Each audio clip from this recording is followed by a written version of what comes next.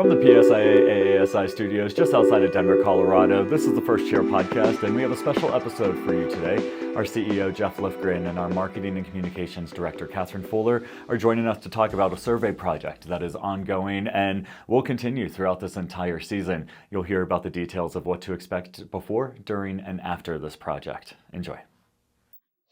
Hi. Hey, Katherine. How are you? I am good. How are you? I'm doing great, thanks. All right. So we are here today to talk about surveys.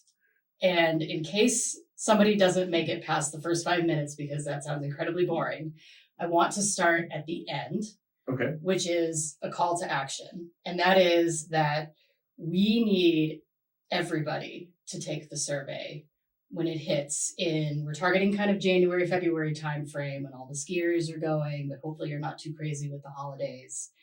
And that's when you're going to see it come through. We want every PSIA-AASI member to take it. We want everyone in a locker room who has influence over your first years, your level ones, the folks who maybe aren't as engaged, to make sure that they take it. Because this is going to be different this time around. And we're going to be asking things that we've never asked. We're going to be diving deeper than we've ever gone. And it's not a rinse repeat from years past, this upcoming member survey. You mentioned we didn't do it last year, partly because we were rethinking our entire process. And our goal is to really develop a deep understanding of member needs, member perspectives, and get to their motivations, get to their challenges, get to their needs and wants, get to their experiences. So the other important part of this is the why. And that's what I want to talk to you about. And I'm just going to dive right in with a hard question. Okay. Because I'm begging people to take the survey to get us as much color and as much diversity in the answers as we possibly can. But why? There's a lot of survey fatigue out there. Every time I go to a Rockies baseball game, I tell them how much I hate the hot dogs. In their survey, it never changes. Yep. So what would you say to someone who's listening, who says PSIA-AASI isn't listening and doesn't understand their experience? Lay out what we're going to do with this survey. Why should they take it? Why should they trust us this time? Yeah, I think it's a great question, Katherine. And to be honest, I think that in the past we did surveys and they were kind of rinse repeat, as you had talked about. They were more sort of demographic, like, hey, who are you? What group do you belong to? Are you a snowboarder? Are you an alpiner? Are you male? Are you female? What ethnic group do you identify with? And it's great information. It really is. And it helps to inform us as to who our membership is, but it doesn't actually help to inform us as to why they're members or what they need from the association. And so with the help of our third-party vendor, Insights Accelerator, we're really trying to dive into the motivations of our membership. Why do they continue to come back and be a part of the association and to teach skiing, snowboarding, cross-country, telemark, adaptive, whatever their passion is, but really understanding the why helps us to then craft educational content for those members and professional development opportunities. Without that why or the motivations behind why they're a part of it, it's hard for us to craft content that is actually relevant to the professional development of our members.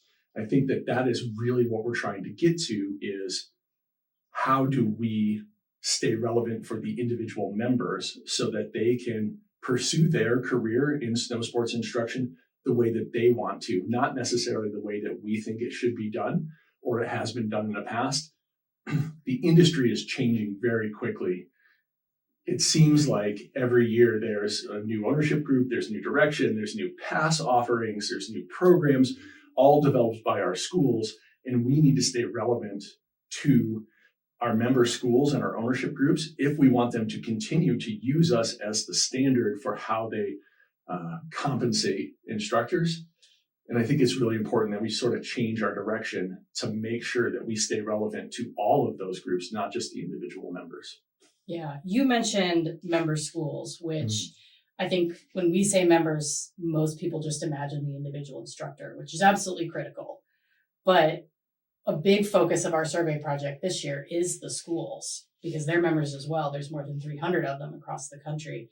Talk a little bit about why we're putting a little bit more effort into them and why they're such a critical part of this process. Yeah, I think that for me, having, grown up in the industry through the Vail Resorts ecosystem, what I got to experience was that there are so many different types of schools. There are the large destination schools that you get here in the Rocky Mountains, like Vail and Beaver Creek and Breckenridge. There are regional schools that are a little bit smaller. Maybe they're a weekend visitation, something like a Sugar Bush or a Stowe or even a North Star out west. And then there's those more local commuter type schools that people go to on the weekends, or maybe they go night skiing because it's 30 minutes from their house and they can go on a Tuesday night. But what was really relevant to me was the amount of resources that each one of those schools has access to. If you're part of a large corporation, you probably have access to many more resources than, say, a small commuter school that has a single owner. But that doesn't mean that those large destination schools have all of the resources that they need. And so what I experienced was that there were always gaps in understanding the visitation of our guests, understanding the motivations of the instructors who work there, understanding exactly how a ski and snowboard school could be relevant to the ownership group and really proving the worth of the ski and snowboard school. And I think that there's an opportunity for us as an association to help every type of school to tell their story on a deeper level and have more impact to their ownership groups by illustrating how they influence the behaviors of the guests that come to the resorts. And so I have not experienced anybody sort of playing in that space of telling the story of how impactful a ski and snowboard school could be to the industry, to the general public, to an ownership group, and really want us to be able to have that information, be able to give it back to the school so that they can make great decisions about the products that they sell, the way that they interact with their members, the way that they interact with their guests, and the story that they can tell to their ownership group about how important it is. And so I just have not seen anyone really living in that space and telling that story. And I think that that's a spot that we could really lean into. Just a quick pause to say, you may qualify for a scholarship from the PSIA-AASI Education Foundation. Whether you're a seasoned pro or just starting out on your instructor journey, head to the Professional Development tab on the snowpros.org to learn more and apply now. So it sounds like this also trickles down to benefit the average member. 100%.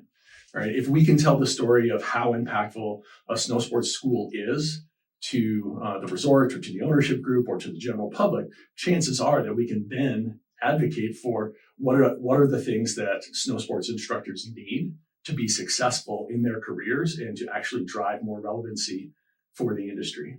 Yeah, so it's a kind of a multifaceted approach to being much more responsive, as you said, to a changing environment and the changing needs of our constituents. And I notice a parallel between the work that instructors do, that, a good instructor is going to go into a lesson with they're well trained, they've got a lesson plan, they've got their experience to draw on, and they execute the lesson. But a great instructor is going to be constantly getting feedback from their guest or guests and adapting to their needs and listening and providing them basically what they're looking for, with all of that backup of that great experience and planning.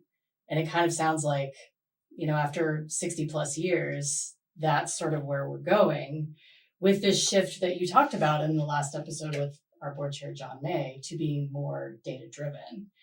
And I think sometimes data driven can sound really cold and calculating, but it really is being a better listener in a lot of ways and being that great instructor where we're adapting.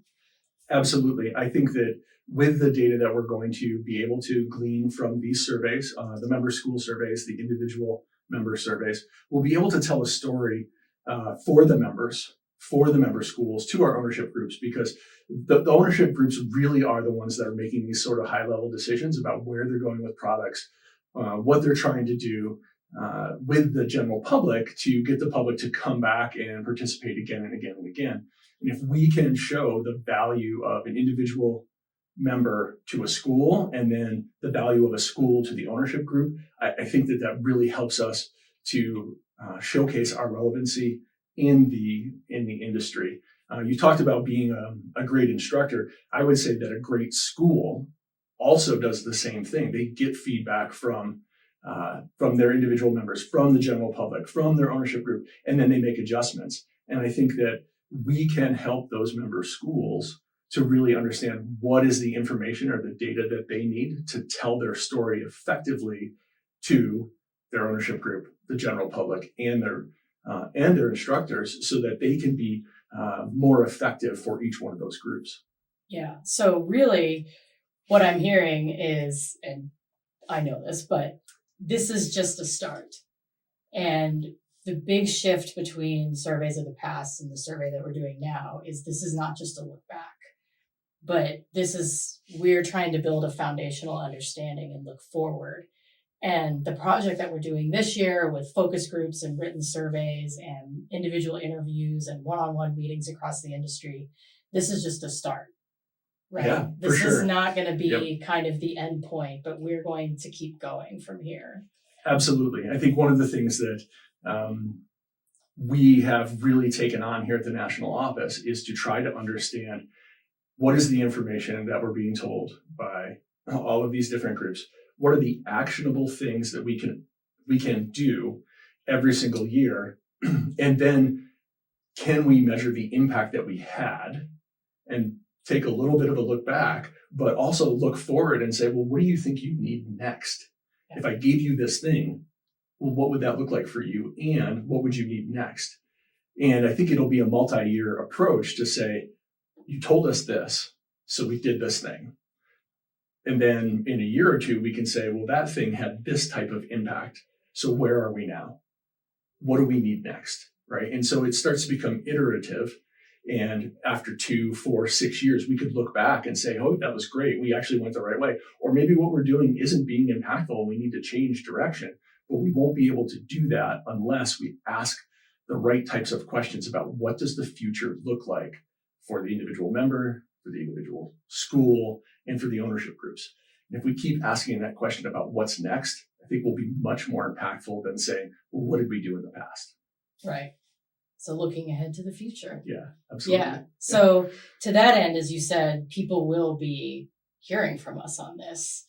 And again, the survey is going to come out January, February timeframe. Mm-hmm. We absolutely want to hear from you, whatever your experience is, whatever it looks like, whether you teach 10 days a year or you are full-time and you're traveling the world with your ski instructor skills. We want to hear from you and we want help spreading the word. And then it's not going to be long before we tell people what we learned. Absolutely. I'm really looking forward to this process. And as you said, we really want everyone to take the survey. It would be unfortunate if people didn't take the survey and we missed a whole group of people. We call them cohorts. Yeah. It would be unfortunate if we missed a whole cohort and we didn't understand what those needs were. And that's not to say we'll be able to meet everyone's needs, but the more information we have, the better we can do. And so if people don't take the survey, you're missing an opportunity to tell us what you need, what you want, or what you think we should be doing. So I encourage everyone to please take it. Yeah. So I'm super excited. And obviously we can't be in late October in Colorado without talking about ski season because it's so close and I want to talk about it. We're a week or two, maybe at that. Mm-hmm. I haven't seen if the snowcats are on the hill anywhere yet, but that will be the telltale sign, as you know. Yeah. For your personal season, what are you most excited about? Well, I think that, it's been a couple of years since I really got to get out on the snow as much as I wanted to. Last year, I got to dip my toe in there a little bit again. I haven't been on my snowboard as much as I would like to be. And I taught myself how to snowboard back when I was in college a long, long time ago. And I'm actually really looking forward to trying to get back on my snowboard and make some turns. that maybe feel a little bit different than those alpine turns.